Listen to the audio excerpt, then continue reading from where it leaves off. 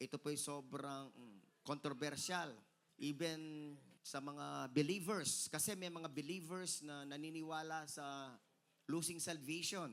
At gusto ko pong sabihin, pagka nag-research kayo, yung mga Pentecostals, almost all of them losing salvation. Almost 100%. Methodist, losing salvation. Pero yun ang mga hindi losing salvation na grupo, yung Baptist, yung mga Presbyterian, hindi po yan losing. At maraming mga Reformed, Calvinist na tinatawag, hindi losing. Kagaya ni na R.C. Sproul, sina John MacArthur, no? Sina John Piper, no? Hindi po yan losing salvation. Ano po yan? Eternal security po yan. Tsaka yung gotquestions.org na pinopromote ko po, hindi po sila losing salvation. Naniniwala sila sa OSAS. Okay, so ako po bilang pastor ninyo, ito po ang aking pag-aral sa maraming taon, sa seminary. One time, I heavily struggled sa OSAS, once saved, always saved doctrine. I considered losing salvation doctrine as well. So that motivated me and led me to study further and deeper. But as I studied deeper sa Bible tungkol sa doctrine of salvation ng eternal security, the more na naging matibay ang paniniwala ko na ang totoo between the two, losing salvation and non-losing, ang totoo talaga yung non-losing. Osas talaga ang totoo, ang matibay. Nakasentro to sa Diyos, nakasentro ito kay Jesus Christ, sa ginawa niya sa cross of Calvary, yung kanyang propitiation, yung kanyang redemption, no? Yung kanyang justification sa cross, no? Yung reconciliation niya. So, pagka inaral mong lahat yun, mawawala yung argument ng losing salvation. And then, the faithfulness of God, the everlasting love of God, the mercy of God, the sovereignty of God. Pagka inaral mo lahat itong mga attributes ni God, mawawala yung argumento ng losing salvation. At pati na yung fear to lose salvation. Kasi nga, ang losing salvation, nakabase siya parati doon sa tao na dapat niyang ingatan yung kanyang kaligtasan. Tayo po, hindi. Nakabase tayo sa Diyos na nag-iingat sa atin na nagbigay ng kaligtasan. Amen? Yun nga po, unang verse na parating yung huwag kakalimutan at nagrema na sa atin yung Romans 11:29. For God's gifts and His call are irrevocable.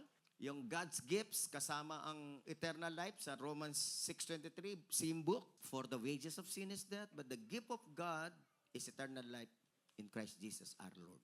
Yung gift of eternal life, irrevocable. Lahat po magsabi, the gift of eternal life is irrevocable. There's nothing clearer than that. Amen? Then Amplified CEV, ISB, tingnan nyo na lang po yung mga iba-ibang mga version. Hindi wini-withdraw ang gift, hindi tinitake back. Amen? Hindi nagbabago ng isip ang God, yung predestination, yung election, hindi nagbabago yun.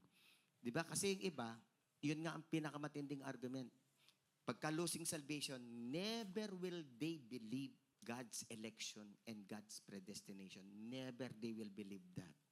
Kasi kung maniniwala sila doon, they will lose their argument. They will lose their belief in losing salvation.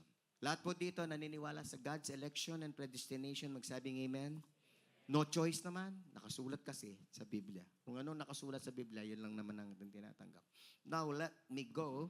15 compelling reasons why we should fully believe in OSAS. Number 1, genuine faith that genuinely saved us is given by God. Sola gratia from beginning to end. Forgiveness is complete and forever. Regeneration is irreversible. We are children of God forever. We are securely protected in the powerful hands of the Father and the Lord Jesus. Number 7, we are sealed by the Holy Spirit for the day of redemption. God's everlasting for those who are in Christ. No one will be able to separate us from God's love. Number 9, the ability and responsibility of Jesus on not losing anyone the Father gave Him. Number 10, there is no more condemnation to those who are in Christ Jesus.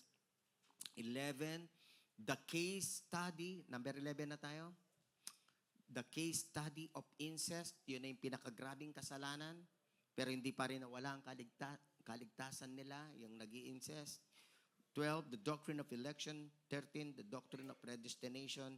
And now, let me go to the last, 14 and 15. Number 14 is this: those who renounce faith in Christ are not really saved Christians. Kasi po, ito po ay issue. Kahit pa nung panahon ni Jesus Christ, maraming mga tumalikod sa Kanya. Una, nakinig. Una, tinanggap ang aral. Una, naniwala kay Jesus, nanampalataya. Pagkatapos, tumalikod kay Jesus. Hindi na naniniwala na si Messiah. So it's been an issue nung panahon ni na Paul, ng mga disciples. Every now and then, meron pong mga umaalis po sa church at hindi they stop believing that Jesus Christ was the Savior.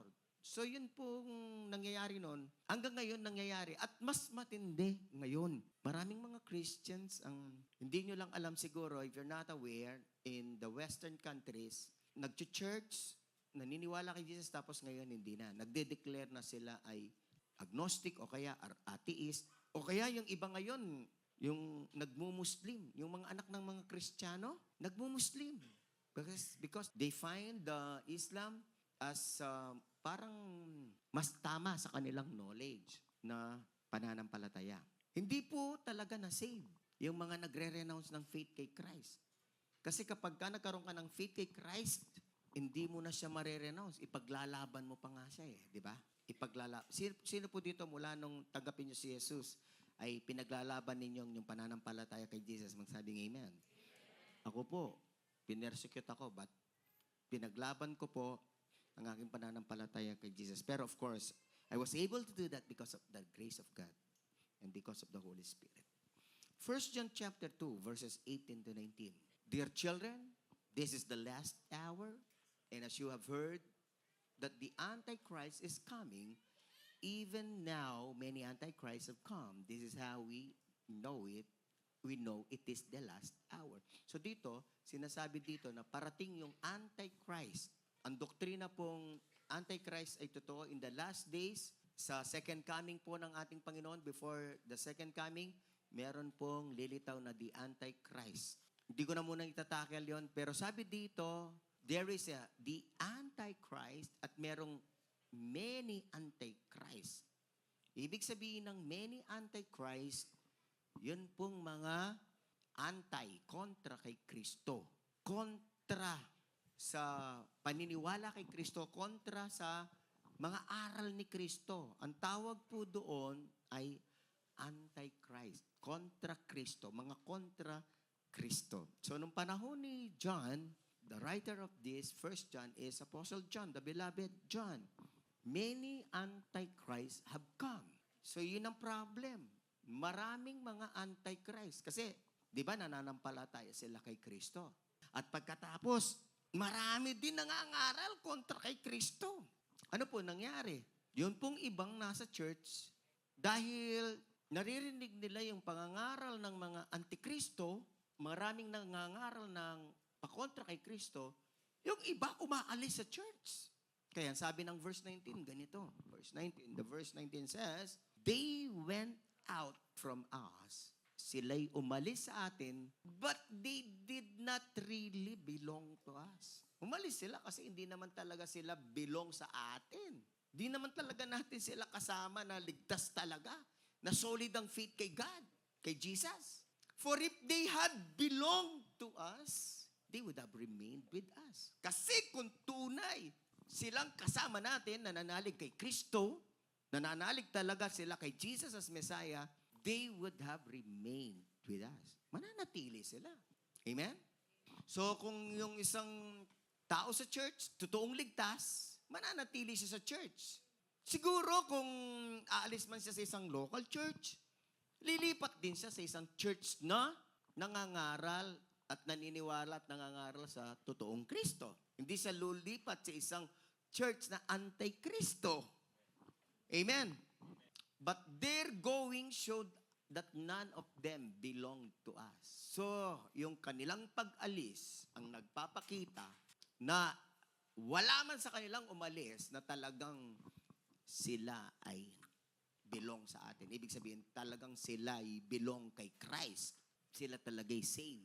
So this passage tells us na ito yung explanation kung bakit yung iba, after na sila ay naging Christian, o kaya sila may Christian faith, tapos sila ay nagmumuslim. Alam po ninyo, may I explain the faith of the Islam? Madalas ko pong panoorin ngayon yung mga Islam teachings. Kasi nga, dumadami sila. Merong nagsabi sa akin, Pastor, huwag mo nang babanggitin para hindi sila ma-curious, huwag nang makinig. Sabi ko, hindi. Kailangan kong warningan. Sabi ko, kailangan kong warningan. Kailangan ko kayong warningan sa Muslim. Amen?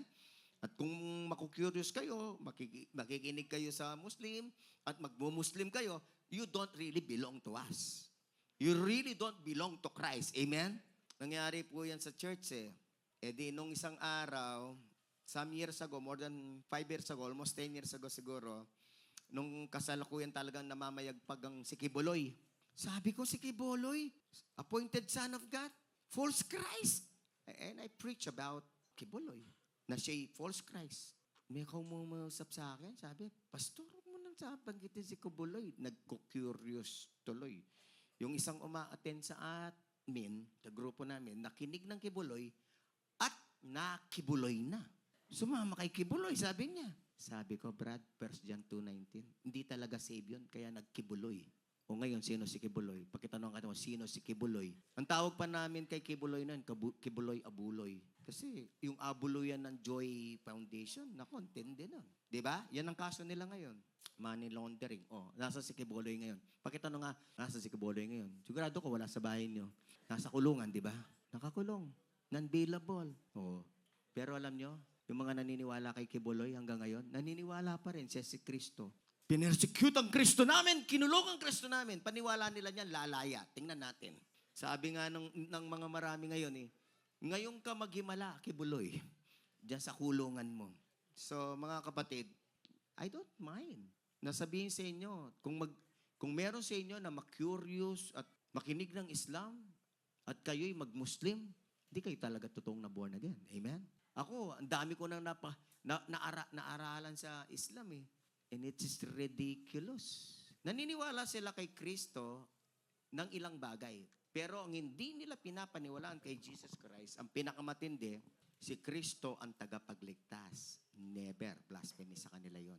Ang tagapagligtas lang nila si Allah. Si Jesus hindi tagapagligtas. Si Jesus hindi siya Diyos na nagkatawang tao. Wala sa Quran nila yon. So, hindi nila pininiwalaan yon. They preach against it. Kaya anti-Kristo sila. Si Jesus, hindi namatay sa krus. Wala sa kanilang teaching yon. Hindi sila naniniwala. Si Jesus, nagdala ng kasalanan, tapos namatay, tapos nilibing. Wala sa kanila yan. Nagbaon ng mugli. Wala sa kanila yon. Sabi nila, mahal namin si Jesus, ba't hindi kami naniniwala dyan? So, anong tawag doon? Antikristo sila. Yung lahat ng mayroong paniniwalang mali kay Kristo, Antikristo. Lahat ng naintindihan, magsabing amen. Kaya po, alam nyo, yung Islam, yung Muslim, galit na galit sila sa Israel. Tanong nyo, bakit sila galit sa Israel? Kasi pinaninindigan nila na kasi binago ni Muhammad ang kwento. Binago nila. Hindi si Isaac ang tagapagmana, kundi si Ishmael. Ishmael lineage sila. Kaya nga, di ba, meron silang, ano ba yung kanilang holiday na si Ishmael ang inalay, sinacrifice? Idil Fitr ba yan o Idil Adha, whatever. Nakalimutan ko na bigla. Pero merong isang holiday tayong sineselebrate na anti-biblical. Sineselebrate ng Islam, nakiselebrate naman ng Pilipinas. Sineselebrate, si Ishmael ang in-offer. Sinong in-offer? Isaac. Binago niya ang Bible. So itong si Muhammad, binago yung Bible. Kailan lang sinilang si Muhammad, di ba? Ang Islam, anti-Christ religion yan. Sabihin niyo po sa ano, ang Islam, anti-Christ religion. Hindi niya naniniwala kay Kristo na siyang tagapagligtas, namatay sa krus. Wala sa kanila yon. Kasi kung paniniwalaan nila yon, bagsak na yung Islam, di ba? Wala ng Islam ngayon. Kung mag-aral kayo ng Islam, mag-curious kayo at mag-Islam kayo, di kayo born again. Sabihin mo sa mo, hindi ka born again talaga pagka nag-Muslim ka. Yan ang sabi ng 1 John 2:19. Amen? Yung hindi po magmumuslim, magsabi ng malakas na amen. Amen. Yung hindi, delikado kayo. Sabihin mo sa mo, kung di ka nag-amen, delikado ka, kapatid. Ngayon pa lang, sabihin ko na, kung di ka nag-amen, hindi ka ligtas. Magsisi ka na. Tanggapin mo si Jesus. Kung di ka nag-amen, ang reliyong Islam ay anti-Kristo. Anti-Christ religion po yan. Kaya alam nyo, galit sila sa Israel. At alam nyo, pangalawa, ang kanino sila galit? Galit sila sa mga Christians. Ang tawag sa Christians, infidel. At alam nyo, sa lahat ng mga Kristiyano na kinagagalitan nila, kanino sila galit? Kasi maraming Kristiyano. Iba-iba no? May mga Kristyanuhan lang, di ba? Yung pinanggalingan natin ng religion, Kristyanuhan lang yun. Alam nyo kung kanino silang Kristiyanong galit, tanong nyo, ano po, pastor? Born again Christian. Galit sila sa mga born again Christian. Kasi yung mga born again Christian ang naniniwala ng matindi sa Biblia. I will not apologize. Nasa national TV, si Pope Francis, nag-tour siya sa Asia at nung nasa Singapore, sinabi niya, lahat daw ng religion patungo sa Diyos. Tama, mali. Tanungin niyo po ang katabi. Tama, mali. Kaya kung meron mang isang nagtuturo ng maling aral, si Pope Francis eh. Alam niyo, sino po dito nakita yung news na yon? Nakarinig ng news. Pwede magkas ng kamay? Salamat sa 5. Magandang pinapanood nyo. Yung iba, ano kayang pinapanood nyo? News po yun. Nung nasa Singapore si Pope Francis, kaya sabi-sabi niya sa lahat ng mga nasa religion. Kasi di ba yung Singapore, may Christian, may Islam, may Hindus, may Buddhist. Daming Buddhist sa Singapore. Sabi ba naman niya, lahat ng religion, papunta lahat sa Diyos yan. Grabe, mali. Nung ilang buwan na nakakaraan, sabi niya, i-bless natin yung same-sex union. Tama ba yun? Mali.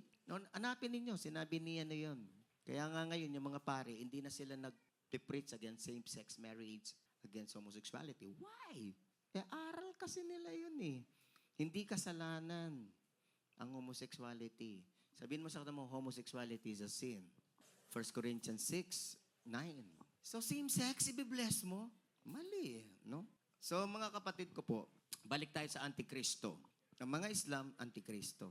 Yung mga ateista, no Kristo. Kaya Antikristo din sila. Basta merong no Christ, hindi naniniwala kay Christ, pinaninindigan nila na di sila naniniwala kay Christ. Antichrist yun. Di ba meron kayong mga narinig?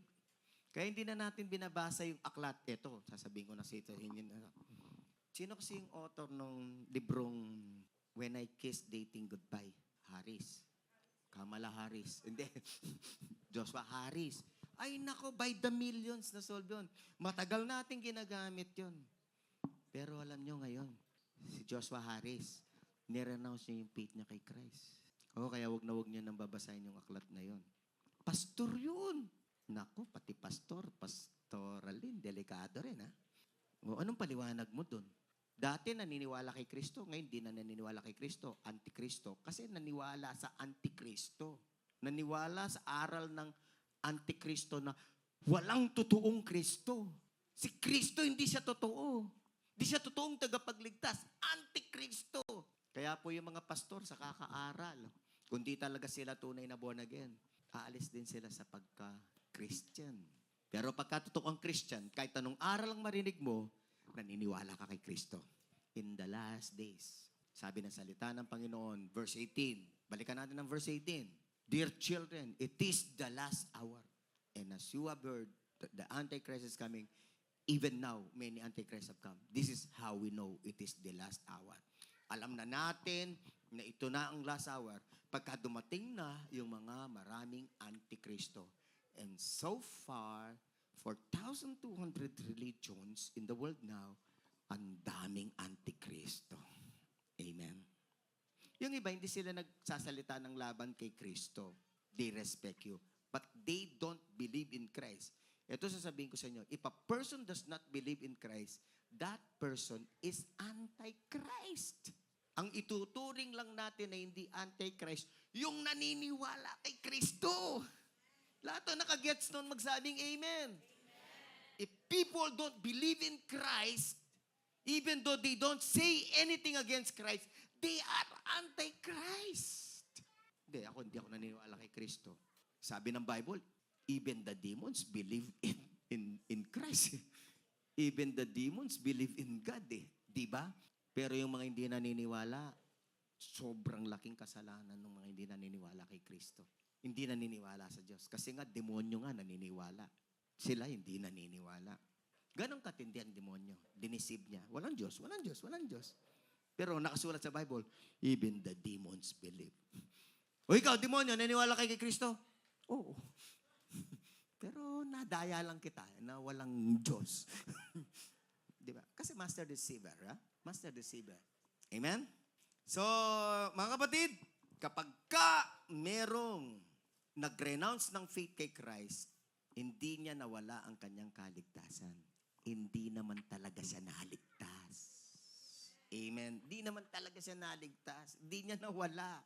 He did not forfeit. That person did not forfeit his salvation or her salvation. Hindi. Hindi niya na-forfeit. Hindi nawala. Hindi kinuha sa kanya. Hindi. Hindi talaga siya na-born again. Hindi talaga siya na-born in the Spirit. Hindi talaga siya na-save. Yan ang sabi na salita ng Panginoon sa 1 John 2:19. Basahin natin ulit. They went out from us, but they did not really belong to us. For if they had belonged to us, they would have remained with us. But their going showed that none of them belonged to us. So, hindi talaga siya belong kay Jesus. Kaya siya umalis. Lahat ng nakaintindi nun magsabing amen. Kaya lahat ng mga totoong Kristiyano, hindi aalis kay Kristo. Hindi magre-renounce ng faith. Hindi magmumuslim. People, sometimes they don't want to hear sarcasm. And you hear me say sarcasm. But sarcasm is a figure of speech. Alam niyo ba? Sino po nakakalam ng sarcasm figure of speech? Magsabing amen. Sarcasm is a figure of speech that is used to wake you up. Kaya lang, sumobra lang sa Kapampangan. Sarcastic talaga yung Kapampangan. Amen. Sumobra lang Sumobra lang. Sobrang ma-figure of speech po tayo. Ma-figurative speech po tayo mga Kapampangan. But sarcasm is a figure of speech. Look at your English sentences. So mga kapatid, praise God, naintindihan nyo na ngayon. Kasi yan ang argument ng mga losing salvation. Di, malulus mo, pastor, ang salvation. Pagka nag-renounce ka ng faith, hindi malulus ng mga nag-renounce ng faith ng kanilang salvation. Hindi. Bakit? Wala naman silang salvation. Wala silang malulus. Amen? Wala silang malulus. Hindi sila saved. Lahat ng nakaintindihan magsabing amen. Maliwanag na ba? Amen? Amen. O, kagaya niyan, meron tayong testimony, si Ava. Backslider. Ilang years siya nag-backslide sa testimony niya? 5 years. Alam niyo ba yung mga losing salvation? Pagka backslider ka, hindi ka saved. Alam niyo ba yun? Ask them. Are the backsliders saved or not? Isa lang ang sagot nila. They're not. Si Ava. Paano yan? So, ibig sabihin nun, nung una, 2012, tumanggap kay Lord, tapos nag-backslide. So, mula nung nag-backslide siya, 5 years bago siya bumalik, hindi saved. At pagkatapos nung bumalik, nabigyan ulit ng salvation. Salvation only happens once. Minsan lang nagaganap ang salvation.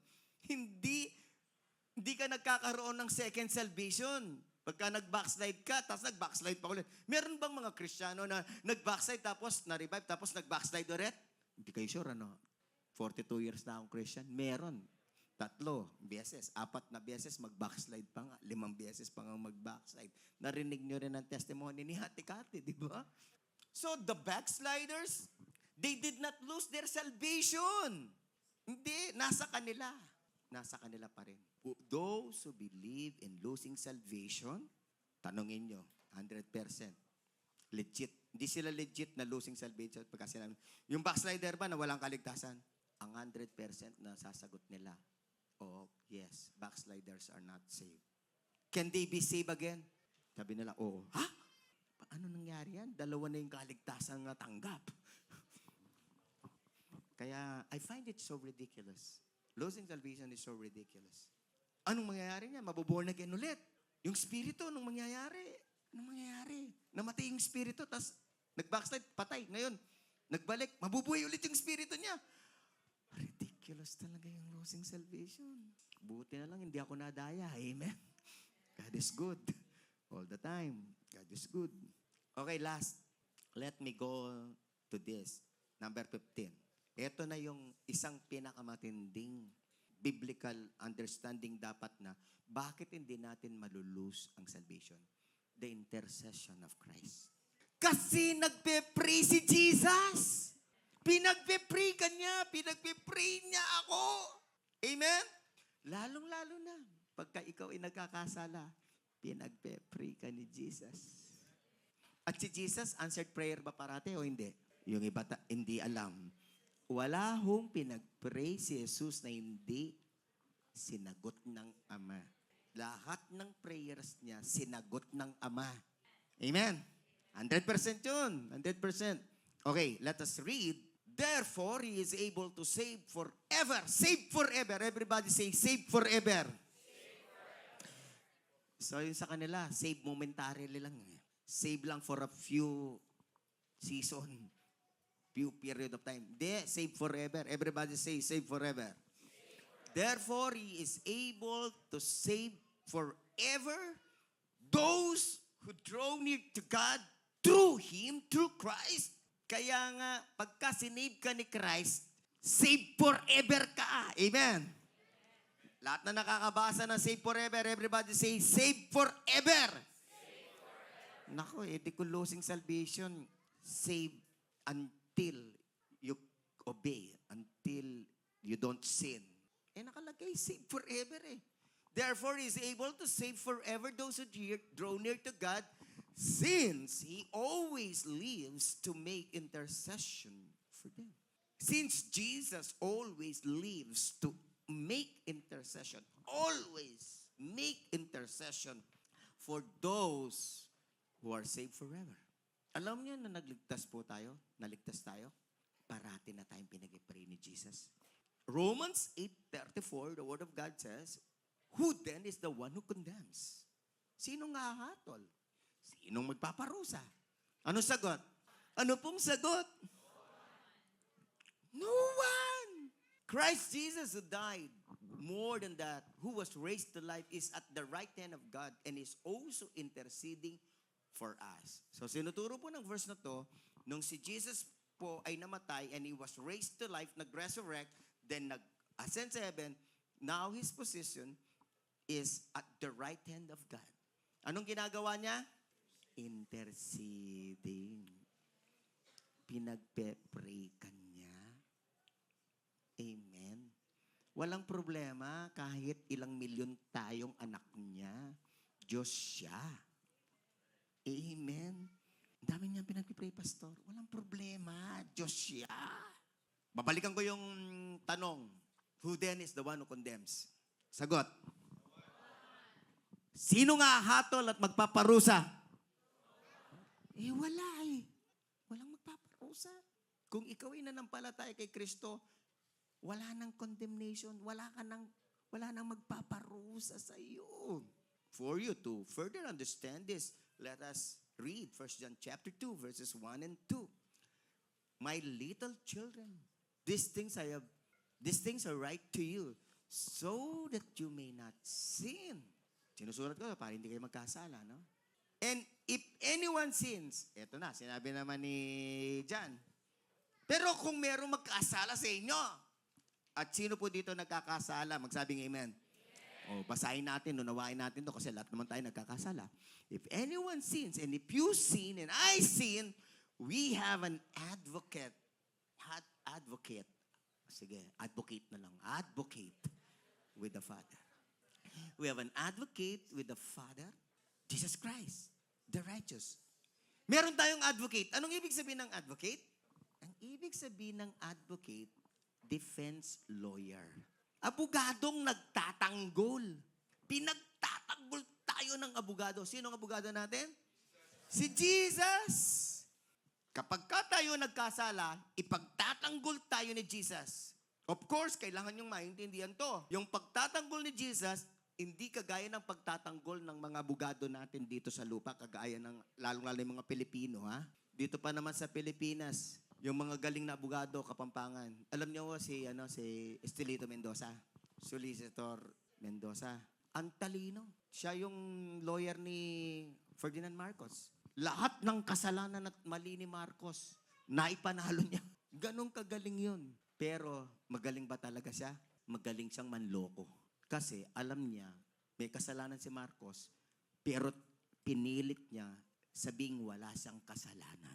Baloyo po rin kaya, defense lawyer ng Pilipinas, ing baluktot, papalto ding matulit. Baluktot na nga, pero dahil sa galing nilang magpaikot-ikot ng paliwanag at ng mga pag-connect-connect ng mga batas at paikot-ikutin ng kaisipan ng mga judges. Mga judges naman nagpapaikot ng ulo, di ba? Because of just some technicalities. Ganun lang naman ang batas, technicality. Hindi siya kagaya ng mga advocate. Si Jesus, siya'y advocate, defense lawyer, pero hindi siya kagaya na wag natin siyang iisipin na kagaya siya ng ating mga defense lawyers. Si Jesus, alam niya, may kasalanan tayo. Amen? At pagka nagkasala ka niya, pinagpe-pray ka niya, sabi niya, opo, nagkasala siya. Pero alam niyo kung ano sinasabi niya. Ang sabi rito, and He Himself is the propitiation for our sins.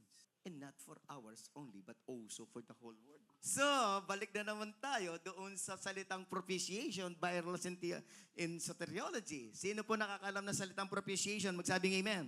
Sabi ko, nakalimutan yun eh. O paano kayo niyan titindi sa soteriology? Nakalimutan nyo na. Balikan nyo ha. Sabi mo sa kanila, ulitin mo ha. Nasa video naman yan, nasa YouTube. Anong ibig sabihin ng propitiation? Ang ibig sabihin ng propitiation, huwag nyo nang kakalimutan dapat. Importante ito sa doktrinang osas. Importante ito pagka nagkakasaala ka. Ang ibig sabihin ng propitiation, pinapalubag loob niya ang Diyos. Si Jesus, the advocate, pinapalubag loob ang galit ng Diyos. Kasi, I'd like you to understand this.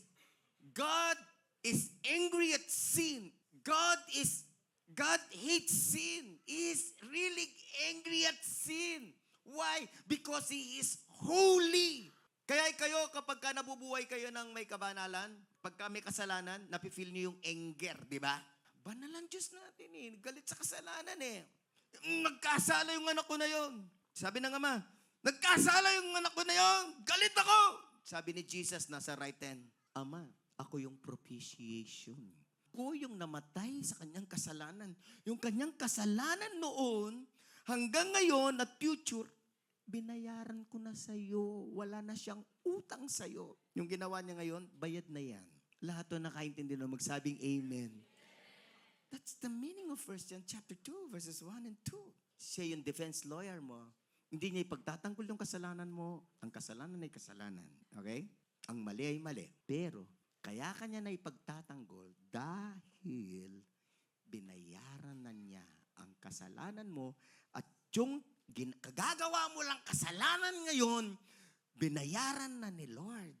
1 Peter chapter 2, verse 24, gusto ko kayong ibalik ulit sa imputation, soteriology, vital sensitor. He Himself bore our sins in His body on the tree. Sa English, sa ibang translation, GNT, Christ Himself carried our sins in His body to the cross. Dinala ni Jesus, nilagay yung ating mga kasalanan sa katawan ni Kristo doon sa krus. Kailan yon? Pakitanong, kailan yon? Kailan namatay si Jesus? Hindi pa pinapanganak. Yung lolo't lolo angkan mo. Si Jesus namatay na, di ba? And this theology means, even Jesus Christ died already 2,000 years ago. Yung kasalanan mo na gagawin sa buong buhay mo, dinala na niya sa krus. Kaya yung everyday na ginagawa mong kasalanan, 2,000 years ago, dinala na ni Jesus sa krus yun. Amen? Kaya yan ang ibig sabihin ng advocate. Father, dinala ko na yan sa krus. Binayaran ko na ng aking dugo yung kasalanan niya. So, anong mangyayari? Propitiation. Pagpalubag loob sa galit ng ama. Sabi ng ama, okay. Wala nang siyang galit sa'yo. If every time you sin, si Jesus Christ, pinagtatanggol ka niya dahil binayaran niya yung kasalanan mo, how can you lose your salvation? You can lose your salvation if hindi kayo pagtatanggol ni Jesus. Hindi kayo pagtatanggol. Kaya lang, ipagtatanggol ka niya. Kahit mali ka, kahit kasalanan mo, ipagtatanggol ka niya. Ganon kanyang kamahal. Kaya babalikan natin yung verse sa Romans 8, who will condemn you? Sino magpaparusa sa'yo sa iyong kasalanan? Sino mag-aalis sa'yo ng yung kaligtasan mo? Paparusahan ka dahil nagkakasala ka. Paparusahan ka alisan ka na ng kaligtasan. Sabi ng Bible, no one. No one. Gusto ko lang liwanagin. Romans 8:34. Everybody say, no one. The Father will not condemn you. The Father will not punish you of hell. Grabe, ganong katindi ang ginawa ni Jesus sa krus. But, I say this, hindi ka parurusahan ng impyerno, pero madidisiplina ka pagka ayaw mong magbago. Uulitin ko lang parati yun. Anong mangyayari pagka ikaw ay nagkakasala at ayaw magbago? Sabihin mo sa mo, anong mangyayari sa kanya? Didisiplinahin. Kung pisigi-sigi may yan, kalupanitang incest, bibiyeka ka Satanas para paten ng Satanas. In conclusion, mag-overtime ako kasi conclusion na lang osas. Meron po akong babasahin na parable ni Jesus. Parabola ni Jesus sa Matthew chapter 20 verses 1 to 16 kasi nga ang argumento ng mga losing salvation, unfair, pastor, kami kinikip namin yung salvation, nag-iingat kami hindi magkasala. Yung iba naman nagkasala, hindi alisin ng salvation. Unfair, di ba? Tingnan natin kung unfair. For the kingdom of heaven is like a landowner who went out early in the morning to hire workers for his vineyard. So, maaga, no? Ito, mga alas 6 po ito. Alas 6 ng umaga to. He agreed to pay them a denarius for the day and sent them into his vineyard. So, may nakita siyang mga tao, magkatrabaho kayo. Bigyan ko kayo ng denarius. Denarius is wage pay yan, tinatawag. Mga around 500 ngayon, minimum. Verse 3, about 9, edi meron na siyang hinire, no? Nung 6. Aba, nung 9, he went out and saw others standing in the marketplace doing nothing. Nagpunta siya sa palengke. Wala kayong ginagawa. Trabaho kayo. He told them, you also go and work in my vineyard and I will pay you whatever is right, kung ano ang tama. So yun na yung tama. Siyempre, day wage. 500. Bigyan ko kayo ng 500. And then, verse 5, so they went. He went out again. About noon. And about 3 in the afternoon. And did the same thing. So nung lumabas na naman siya ng 12, nakita na niya naman, ginagawa. So, trabaho kayo. 3, meron na naman siyang hinire. About 5 in the afternoon. Naku, 5 na. Di ba? Halos magano na yan. Halos uwian na yan, di ba? About 5 in the afternoon, he went out and found still others standing around. Meron pa rin siyang iba. Meron kayang taong gano'n? Meron kayang gano'n na landowner? Alas 5 na, mag-hire pa? But anyway, parable ito. Ganito si God. He asked them, why have you been standing here all day long, doing nothing? So, verse 7, nasagot.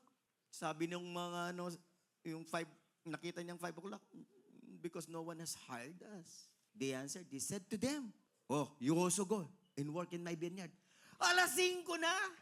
Closing na eh. Sige, liga. Trabaho kayo.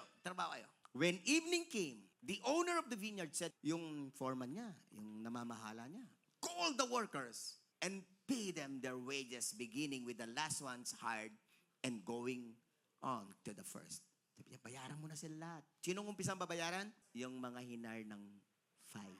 Yung last. Sila yung unang mong bayaran. Ganyan, papunta ka doon sa mga nagtrabaho ng maaga. Okay, punta tayo sa verse 9. Gumaganda na yung kwento. Amen? Malapit na po.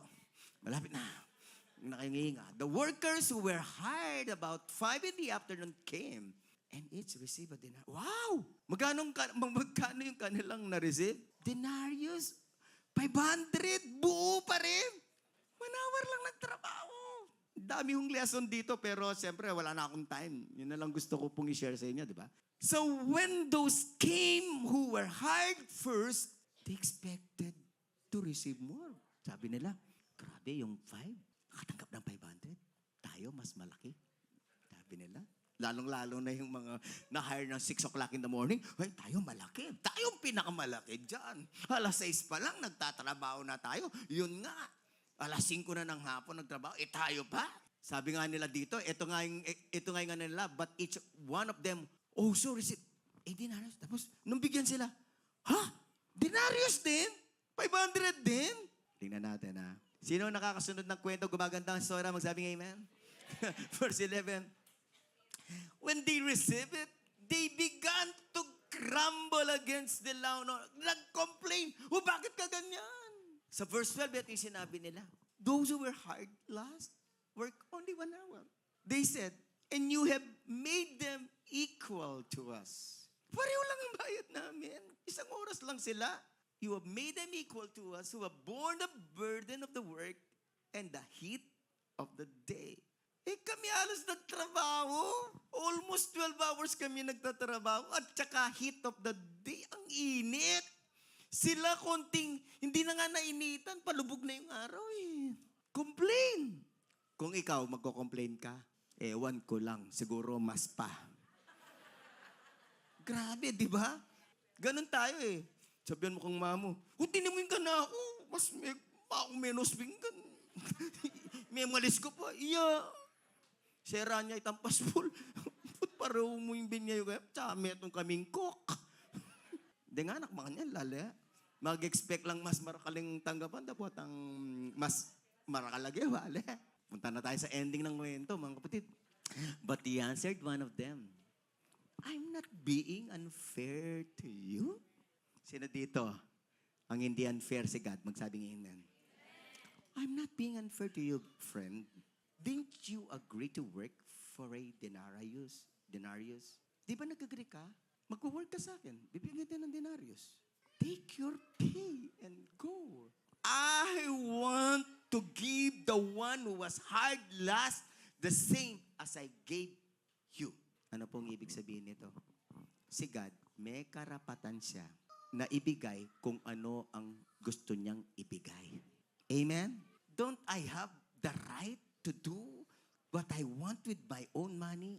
Or are you envious because I am generous? Kaya, papasadaan ko lang to, baka may message ang Panginoon dito eh. Kapag ka merong mga taong pinagpapala, huwag kang mainggit envious. Generous si God. Kasi yung iba baka na, bakit sila pinagpapala? Ako, hindi. Konti lang yan sa akin. Tagal ko ng Christian, nag-serve ako, wala pa ako sariling kotse at bahay. Bakit siya? 2 years pa lang, meron na. Anong sagot? Generous si God. Decision ni God. Wala tayong magagawa. Amen? Kaya ayusin mo na lang yung puso mo kay God. Amen? Palagi ko naman pagka naayos na, parating na yung bahay mo. Amen? Okay, let us go sa conclusion. Ito gusto ko to. Verse 16. So the last will be first, and the first will be last. Ganon talaga. Yung mga nahuli, nagiging first, mas pinagpapala kesa sa mga nauna. Why? Simple answer. Decision ni God. Pero siguro may kinalaman ng katapatan. May kinalaman ng pusong masunurin sa Diyos. Amen. Okay. Anong connection nito? Anong connect nito sa ating pinag-uusapan na losing salvation and non-losing? Yung losing salvation, sabi nila, hindi ba unfair yun? Kaya ayaw nilang tanggapin. Naghihiputok. Ayaw nilang tanggapin ang osas kasi unfair yun. Kami nga iniingatan namin yung kaligtasan namin. Sila nagkakasala, hindi naman nila iniingatan. Tapos hindi sila aalisan ng salvation. Dapat kami lang ang save. Ano sagot ni God? Di ako unfair. Nung nanalig ka sa akin, binigyan kita ng buhay na walang hanggan. Siya nanalig sa akin, binigyan ko siya ng buhay na walang hanggan. Anong unfair doon? Binigyan ko kayo pareho ng buhay na walang hanggan. Ngayon, kung hindi ko kukunin, desisyon ko yun. Generous ako. Gracious ako. Merciful ako. Amen? Desisyon ni God yun. Lahat na nakaintindi, magsabing amen. Kasi, yung mga losing salvation, gusto nila silang mag-decide. Di dapat wala kayong kaligtasan. Desisyon nga ni God nakasulat na sa lahat sa Biblia. Hindi na mawawala yung binigay irrevocable na Sino gusto mo mag-decide? Ikaw. Yung mga losing salvation, gusto nila silang mag-decide. Hindi ako. Unfair. Ganon ang attitude kaya hindi matanggap ang osas. Unfair daw. Pero kapatid, tayo naman nakatanggap ng kaligtasan. Yes, we don't keep our salvation. God keeps our salvation. Pero naman, huwag naman tayo magkasala.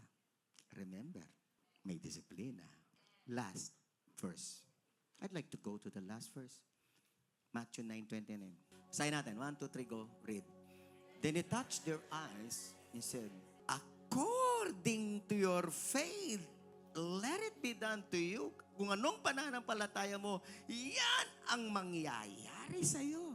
Ang pananampalataya natin, hindi malulus ang salvation. Lahat ng magsasabing, praise God. Woo! Amen! Hindi natin malulus. Yan ang faith natin.